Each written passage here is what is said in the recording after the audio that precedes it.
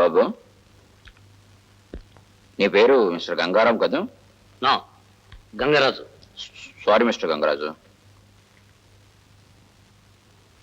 నువ్వు ఇక్కడికి ఎందుకు వచ్చావు? న్యాయాన్ని గురించి, దేనికి? నా బిడ్డ గురించి. ఎవరి బిడ్డ? నా కన్న బిడ్డ. నువ్వు బిడ్డను కూడా కంటావా? ఆ? కన్న బిడ్డ అంటున్నావు కదా, ఎవరి సపోర్టు లేకుండా నువ్వే బిడ్డను కన్నావా? ఏ మీరు కనలేదా? మా ఆవిడ కంది. 2 boys and 1 girl. నాకు మా ఆవిడే కంది. ఆవిడే? ఎవరావిడే? ఆవిడే. ఏవిడే? ఆవిడే. ఏవిడే ఎక్కడుంది? అదిగో అక్కడ ఉందిగా. ఎక్కడ? ఎదురుగా.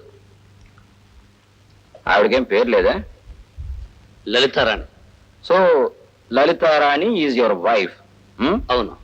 అవును, ఆవిడని ఎందుకు పెళ్లి చేసుకున్నావు? మీరు మీ ఆవిడ్ని ఎందుకు పెళ్లి చేసుకున్నారు? కాపురం చేయడానికి. నేను అందుకోసమే. కానీ మా ఆవిడ ఇంట్లో ఉంది, మీ ఆవిడ కోర్టులో ఉంది. దానికి నేనా బాధ్యుణ్ణి? నేనే?